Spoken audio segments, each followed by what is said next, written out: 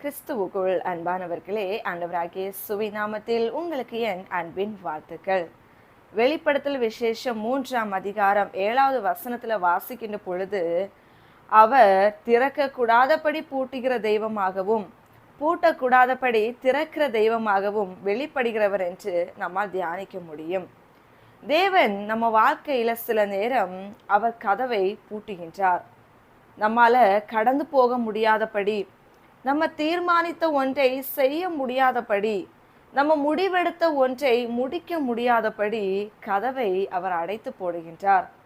உடனே நம்ம புலம்புகிறோம், அப்படிதானே? நான் இதற்காக எவ்வளோ முடிவெடுத்து, எவ்வளோ பிரயாசப்பட்டு, எவ்வளோ ப்ரிப்பரேஷன் எல்லாம் நான் பண்ணியிருந்தேன். ஆனா இப்படி ஆண்டவர் தடையை உருவாக்கிட்டாரே, கதவை அடைச்சிட்டாரே, வாசலை மூடிட்டாரே.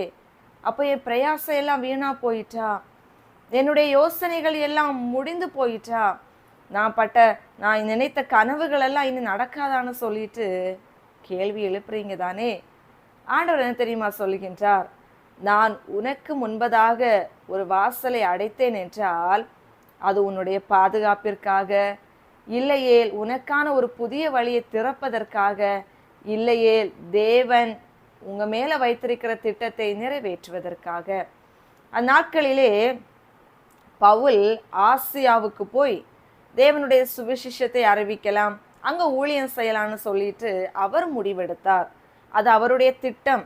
அந்த வாசல் வழியாக கடந்து போகணும், அங்க போய் ஊழியம் செய்யணும், அது அவருடைய விருப்பம், அவர் எடுத்த தீர்மானம். அவர் அந்த இடத்துல கடந்து போகணும்னு நினைத்த ஒரு வாசல். ஆனா ஆண்டவர் என்ன தெரியுமா பண்ணாரு? அவர் ஆசியாவுக்கு போக விடல, அந்த வாசலை அடைச்சிட்டாரு, அந்த கதவை மூடிட்டாரு.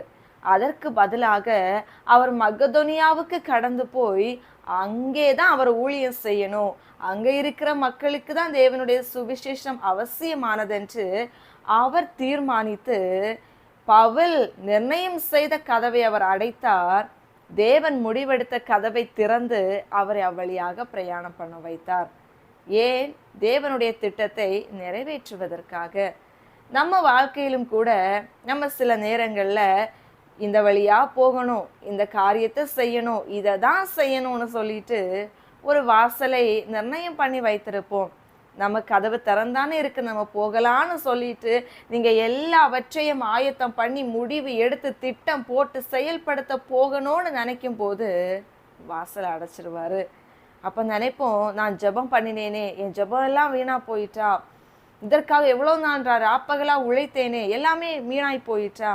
வீணாய் போகல. ஆண்டவர் உங்களுக்காக வைத்திருக்கிற வாசல் வேறு, அவர் உங்களுக்காக திறக்க போகிற வாசல் வேறு. இல்லையேல் அவர் உங்களுக்காக அந்த கதவை திறப்பதற்கான குறிக்கப்பட்டிருக்கிற காலம் வேறு.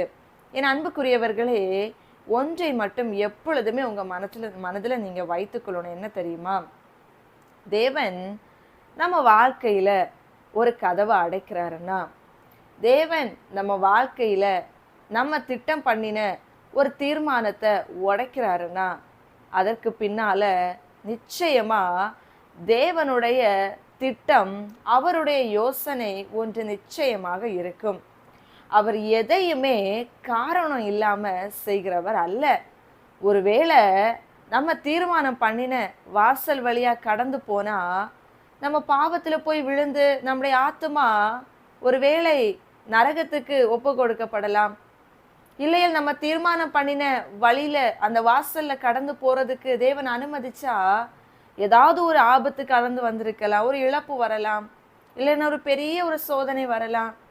ஆண்டவர் அதற்காக என்ன பண்றாருன்னா, இப்போ இந்த வாசலை அடைச்சா ஒருவேளை என் பிள்ளைக்கு கொஞ்ச நாள் வருத்தம் இருக்கும், இப்படி ஏமாந்துட்டனேன்னு கொஞ்ச நேரம் ஒருவேளை ஒரு வலி இருக்கும், வேதனை இருக்கும். ஆனா ஏற்ற நேரத்துல நன்மையான ஒரு வாசலை நான் திறந்து கொடுக்கும் போது இந்த காயம் எல்லாம் எளிதாக பனி போல மறைந்து போகும், நான் கொடுக்கிற ஆசீர்வாதம் வேதனையின்றி இருக்குமே என்று ஆண்டவர் அறிந்திருக்கிறார். அதனால என் வாசலை அடைச்சு போட்டது மட்டும் இல்லை, அமைதியாரே இருக்கிறாரேன்னு சொல்லிட்டு புலம்பாம அவர் எதை செய்தாலும் என் நன்மைக்காகத்தான் செய்திருக்கிறார் என்று அறிக்கையிடுங்க, நம்புங்க, விசுவாசிங்க.